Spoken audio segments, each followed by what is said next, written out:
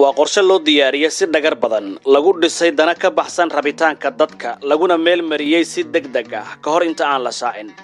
dhulku wuxuu isu bedelay aag dagaal, qaraarkuna waa qalab lagu furayo marxalad colaadeed oo aan si cad loo sheegin. Somaliland, maamulka ka arrimiya waqooyiga galbeed Soomaaliya ayaa lagu riixayaa jid khatar ah. waa mid ka weyn awoodeeda, ka fog danaha dadkeeda, kuna xiran xisaabo aysan iyadu qorin. astaamuhu waa cad yihiin, halka cawaaqibta dhabta ah ay dib ka imanayaan ilaa ay noqdaan xaqiiqooyin aan la iska indhatiri karin. haddaba go'aankii maamulka gumaysiga Israa'iil ma aqoonsiba mise waa jid loo sii marayo colaado kale? yaa dajiyay jihadan, yaase ka faa'iidaysanaya? yay yihiin jilayaasha dhabta ah? yaa ku guulaysanaya marka dabku kaco? yaase noqonaya dhibanaha dhabta ah ee ku gubanaya? muxuu yahay ajandaha ballaaran ee mashruucu xambaarsan yahay? su'aalahaas iyo kuwo kale ayaan ku lafaguraynaa tabinteennan Tifaftir Media ee soo dhawaada.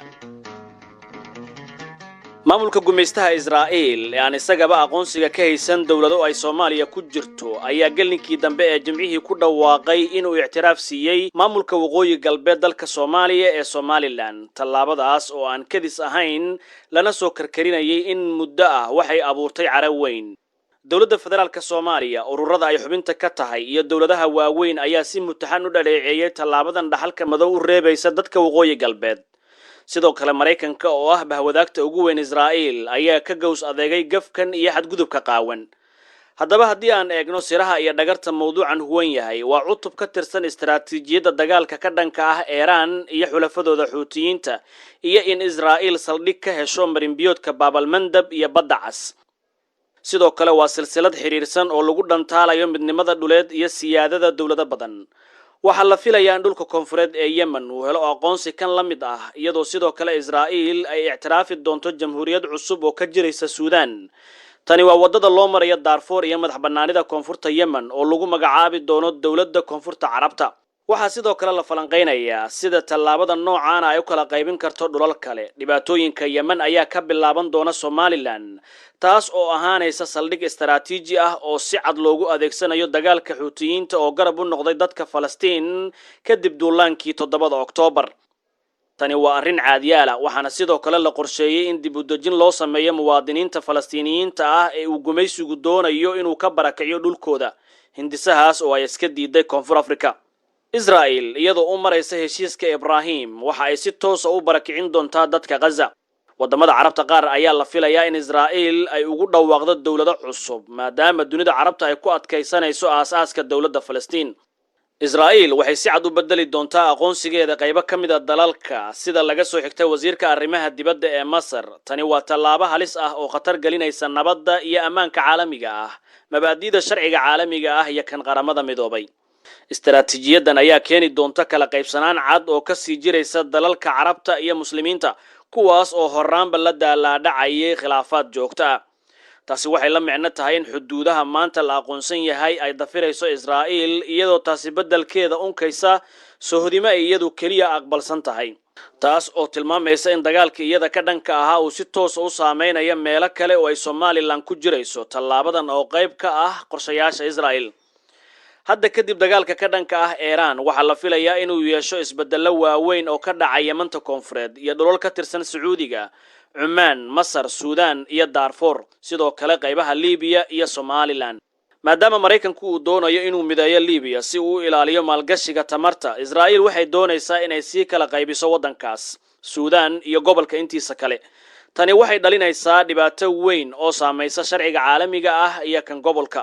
Israa'iil waxay aqoonsan doontaa qaybo ka mid ah dalalka kale, taas oo kicinaysa xaalad cusub oo Carabta ah iyo isku xirka dhulal badan oo gacanta Israa'iil ku jiraya. go'aankan ayaa durba carqaladeeyay 3 caasimadood oo waaweyn, isla markaana wuxuu saameyn ku yeeshay dunida inteeda kale ka hor booqashadii Netanyahu ee Mareykanka. Somaliland ayaa hadda noqotay xaqiiqo ka hor marxaladda labaad ee heshiiska Gaza, waxaana la sii wadi doonaa barakicinta dadka reer Gaza kadib fashilkii qorshihii Koonfur Afrika laga damacsanaa.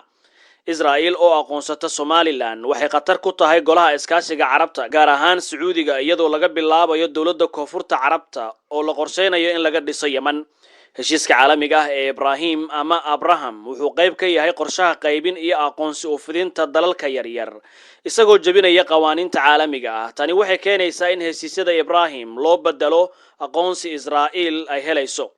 amniga Sacuudiga waxa xiriir toos ah la leh dawladda koonfurta Yemen iyo Darfur iyadoo la eegayo qorshaha uu madaxweynaha Masaarida Abdel Fattah al-Sisi ugu magacaabay xariiqda cas. Tani waxay saameyn doontaa sidoo kale Suuriya iyo koonfurta Lubnaan.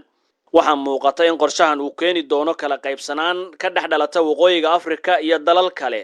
dalalka aqoonsada Israa'iil waxa la filayaa inay aqoonsadaan Somaliland. Tani waxay ka baxsan tahay sharciga qaramada midoobay, sharciyada caalamiga ah iyo xeerarka joogtada ah ee qawaaniinta adduunka. dhammaan arrimahan waxay saameyn ku yeelan doonaan istaraatiijiyadda qaaradda Afrika iyadoo Somaliland loo adeegsanayo dagaalka ka dhanka ah Xuutiyiinta. aqoonsiga koonfurta Yemen wuxuu noqday qayb muhiim ah oo kamid ah qorshaha gobolka. dhulgariirka Yemen wuxuu abuuri doonaa dawlad cusub oo ka jiraysa jasiiradda Carabta, Bariga, Geeska iyo waqooyiga Afrika iyadoo sidoo kale saameynaysa dalalka Bariga Dhexe sida Masar, Suuriya, Lubnaan iyo Jordan ama Urdun. qorshahan oo qayb ka ah istaraatiijiyadda Israa'iil gaar ahaan aqoonsiga dawladaha koonfurta Yemen iyo Jamhuuriyadda Suudaan oo madax uu ka yahay Hameti ayaa ah mid aan dhalilinin xasilooni iyo aqoonsi balse waxa uu furayaa albaab khatar amni oo baaxad leh. marka dhul lagu bedelo saldhig istaraatiiji ah waxa uu si toos ah isugu bedelayaa bartilmaameed dagaal. haddii Israa'iil ay saldhig ka samaysato Somaliland ama ay u adeegsato hawlo military, Somaliland waxay gali doontaa liiska bartilmaameedyada Iran iyo Xuutiyiinta. taasi ma aha mala awaal siyaasadeed balse waa natiijo toos ah oo ka dhalanaysa loolanka badda cas iyo Baabal Mandab. Xuutiyiinta waxay u aqoonsan doonaan Somaliland inay qayb ka tahay dagaalka Israa'iil iyo xulafadeeda halka Iran ay ka jawaabi karto iyadoo adeegsanaysa duqaymo, weerar gantaalo ama tallaabooyin aan toos ahayn. xaaladan Somaliland ma haysato awood military, difaac hawada ah ama damaanad caalami ah oo ay uga hortagto. cid kalena si buuxda uma garab istaagi karto marka ay noqoto goob ay ku hardamayaan quwadaha waaweyn. dhammaan shaxdan waxa soo dejinaysa dawladda Isutaga Imaaraadka Carabta. sidaas darteed waxa halkan ka cad in waxaan loogu yeerayo aqoonsi uusan ahayn badbaado siyaasadeed balse uu yahay jid khatar ah oo Somaliland lagu galinayo colaado ka baxsan awoodeeda kana fog rabitaanka iyo danaha dadkeeda. dhibanaha dhabta ah ma aha awoodaha qorshahan dejiyay oo Imaaraadku ku jiro balse waa shacabka kuwaas oo lagu bedelayo xisaabo shisheeye iyo dagaal aan iyaga laga talagelin. intaas waxaan ku gabagabaynaynaa falanqayntii aan ku eegaynay ajandaha waxa loogu yeeray aqoonsiga Somaliland kaas oo ah silsilad Israa'iil ay ku damacsan tahay in iyadu ay ictiraaf ku hesho. waa Abubakar Maxamed oo idin leh waqtigiina ayaad ku mahadsantihiin ha mogaanina inaad ku xirnaataan Tifaftir Media. intaanu dib u kulmayno waxaan idinku dhaafayaa nabad iyo warsan.